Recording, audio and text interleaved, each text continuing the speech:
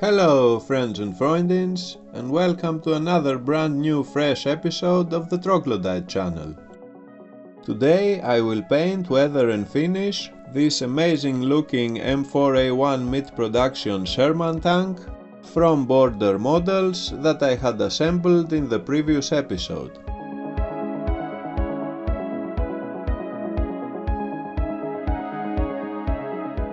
The paint job on this one, I can say it didn't give me any hard troubles. Everything went relatively smoothly, and in the end, once it was completed, I was really happy with the way it looked.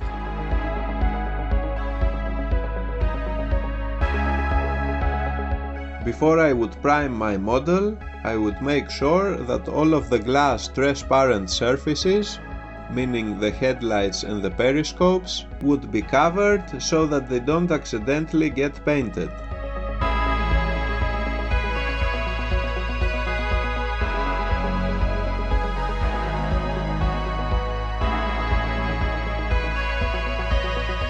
I spray primed it with light grey from Vallejo because this was the only spray primer I had. And then I used this nice looking olive green from MRP in order to do the basic color coating.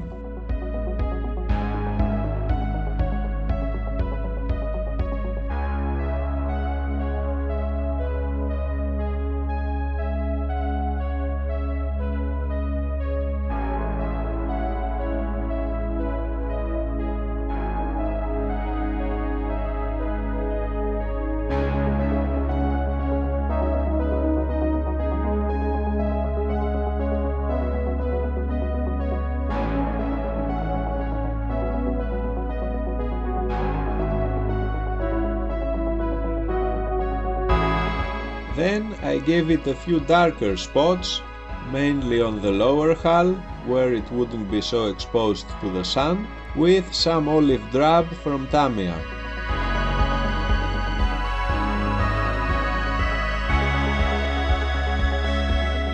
So far everything looked good, so I proceeded into painting the tracks black.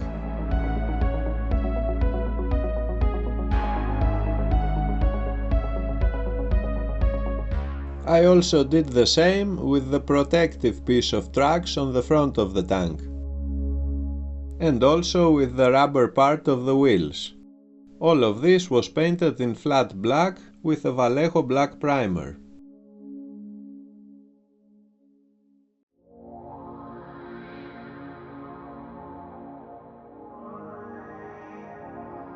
Later I highlighted all of the protruding parts of the suspension with a lighter green. I liked the result, so I went on and highlighted certain details on the rest of the tank's hull, as well as the turret. I believe this helps the detail to come out a little bit more easily, and of course makes the overall look of the tank much more appealing to the eye. Most of this detail I think won't be even visible by the end of the weathering process, but if some of it eventually ends up to be visible, then it was definitely worth it. Now, after the basic color of the vehicle has been applied, I believe it is the correct time to apply the dreadful decals. I chose a bunch of different ones from older sets that I had in my stash, and I applied them one by one. I wanted this vehicle to be placed in an environment somewhere in Normandy, so the decals would also have to make somewhat of a historical sense. I believe I achieved that, and I also like the way they look. They're very smooth and well imprinted on the surface of the tank.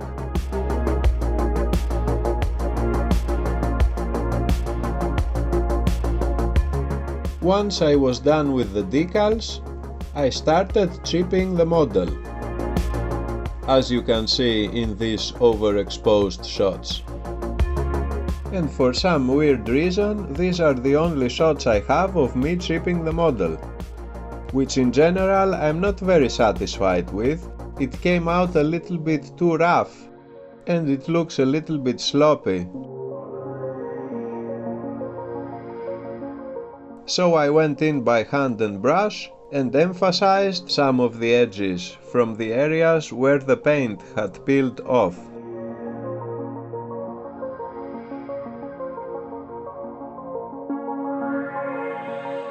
I also used the same light green color to add a few scratches around the vehicle. For this I used a very thin brush, and I can say that some of them were successful and really nice looking, and some others were not that good. But what can you do?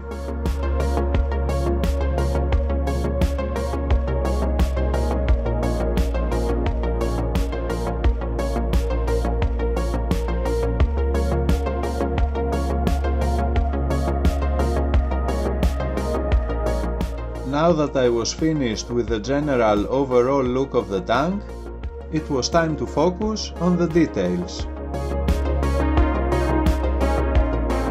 First I painted all of the tools that are attached on the surface, and then I painted all of the independent sub-assemblies, all of the wooden boxes, the fuel canisters, as well as the 50 caliber machine gun that goes on the top.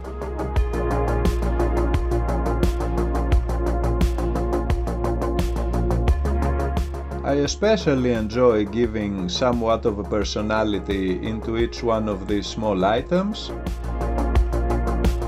so I took my time and tried to make them somewhat individual to each other, thus interesting and appealing to the eye.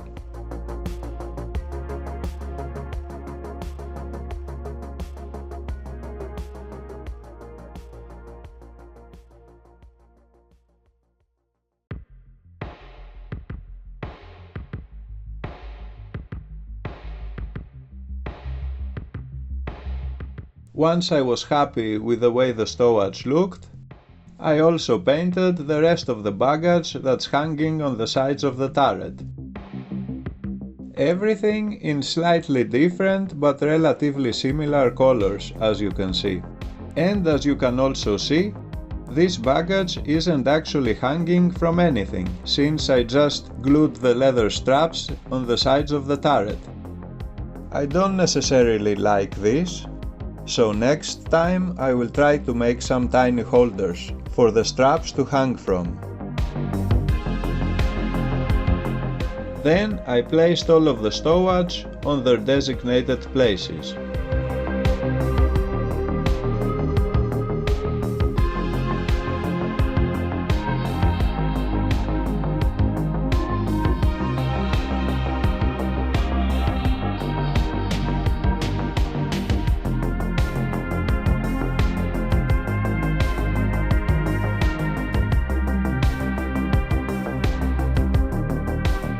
And I dry brushed them lightly in a careful and targeted manner, using white or khaki or light green acrylics, according to the color of the piece I wanted to highlight.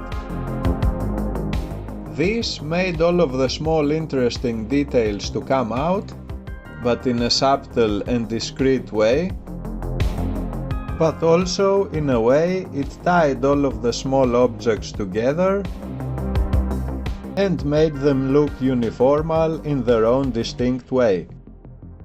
Or at least this is how I see it.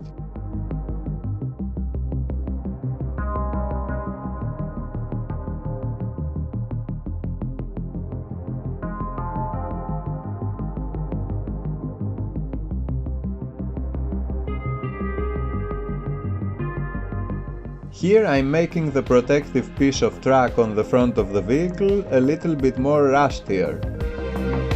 Since it's positioned on the front, it would only make sense if we took all of the heavy weathering.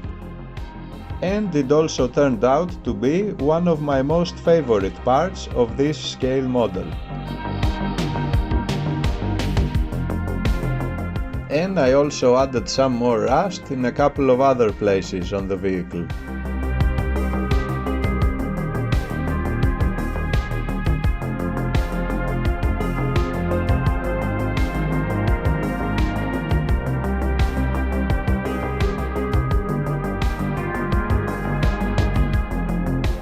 Then I finished the last few details that were left,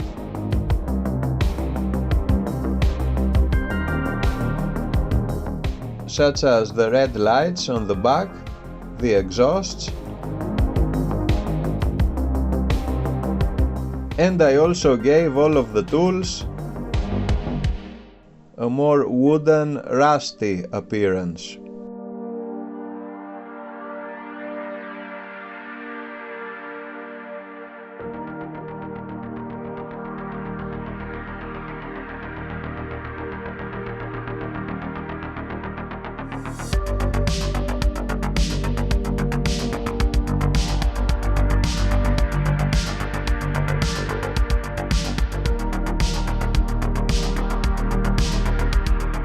And with those out of the way, my tank was now completed, painted, and finally ready to be weathered.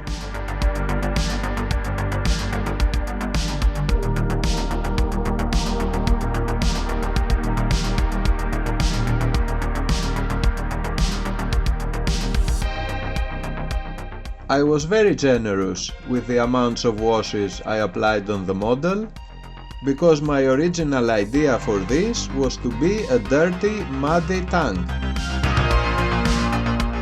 I didn't want it to be covered in thick, crusty black mud, but I was positive it had to be not clean, let's say.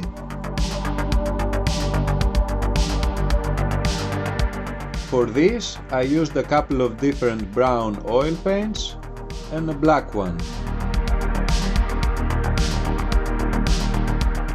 After I was done, I wiped off anything I didn't like with some white spirit.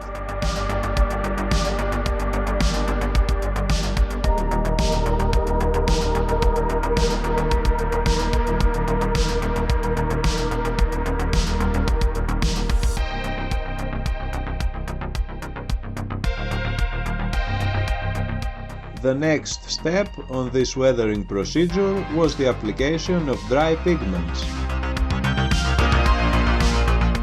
So first, I started dispersing them from above, mostly on the lower hull and behind the suspension to create this dirty muddy effect. And once this was dry, I would go over it again and apply them with a brush in a few specific places.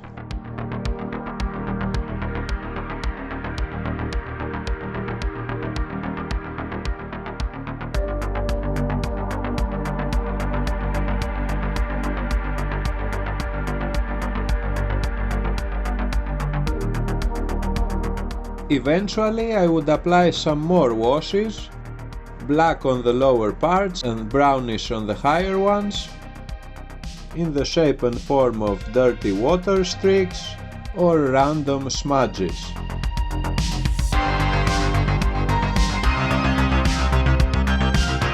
The dry pigments would add this nice texture, especially on the lower part of the hull where the tracks are located. And then the oil washes would bind everything together in an overall satisfying dirty look.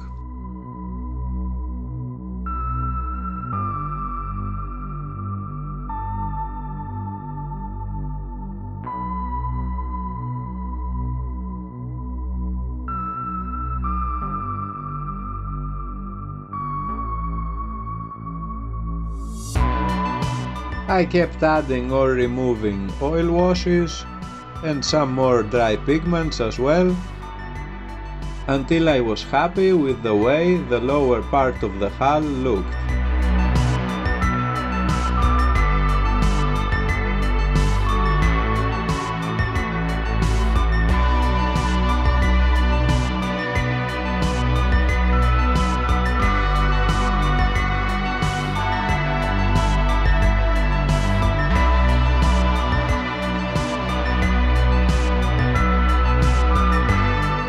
And then I sprinkled a couple more colors of oil washes on the sides and all around the vehicle in order to create random droplets of color. I also used some light grey. And this, after it had dried, it looked not bad at all.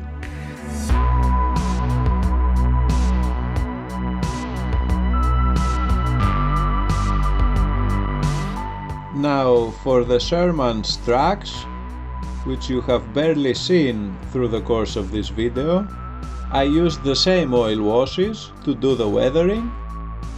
I didn't want them to be full of mud either, so I tried to stay discreet. Once they were ready, I applied them on the vehicle. Or at least I tried to, because from my understanding, with all of these washes, the tracks ended up shrinking a little bit, just like an old t-shirt would under high temperatures in a washing machine. I don't know how else to explain it, but I really had trouble positioning the tracks in place, while before they were painted for the same task I had no trouble whatsoever. But at least eventually I managed to put them in place, and they both look nice and shiny. Then I went over the tracks with a black wash and later with a brown wash. I wanted this way to keep the weathering element a little bit more subtle, but nevertheless one will be able to see it there.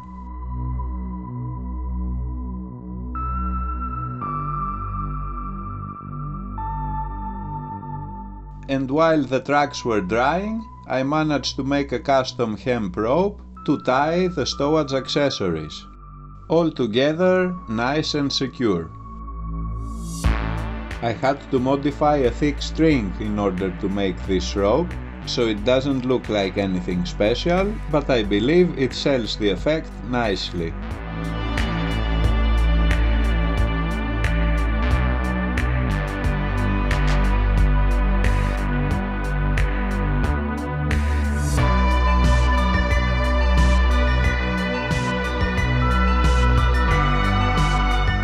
One last effect that I wanted to add on this vehicle was certain patches of grass stuck between the bogies, the suspension and the tracks.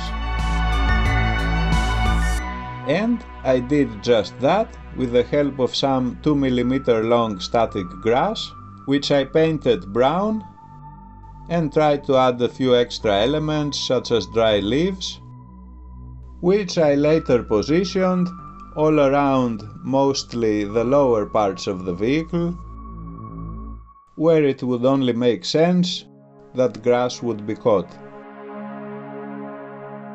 I can say that once it had dried, it looked pretty convincing, so I went on and added even more washes. The same colors as before pretty much.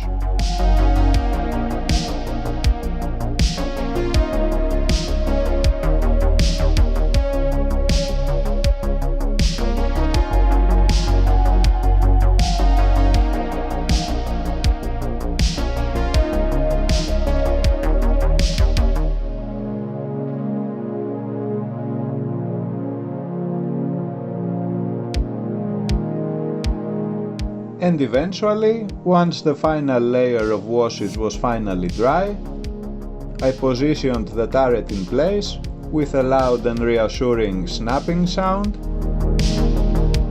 and went on to add some more dried pigments on the horizontal surfaces, which I sealed secure in place with a nice coat of matte Vallejo varnish.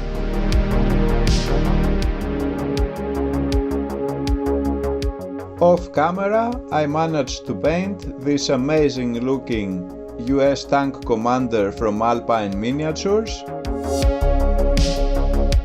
and I did it off camera because I usually do my modeling in a dark, low ceiling, moisty basement, and right now the sunny weather doesn't make it very pleasant to sit in here for hours upon hours, so I kind of excused myself on this one. I went outside to take some pictures of the sun, because I live in Germany, and who knows, when I will ever have the chance again to see the sun.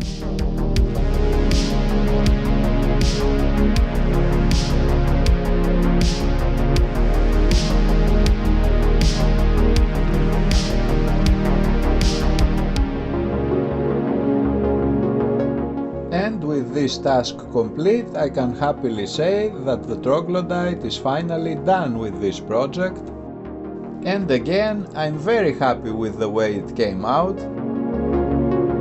because as always, when it comes to modeling, I'm never sure of what exactly I'm doing and how it will come out eventually. But this always manages to give me an extra level of satisfaction every time I finish a new model, and I'm actually happy with the way it looks.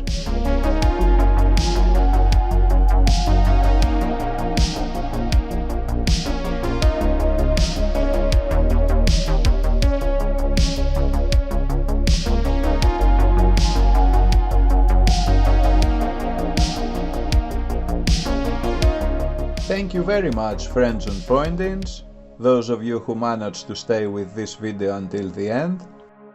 Please like and subscribe to show your appreciation.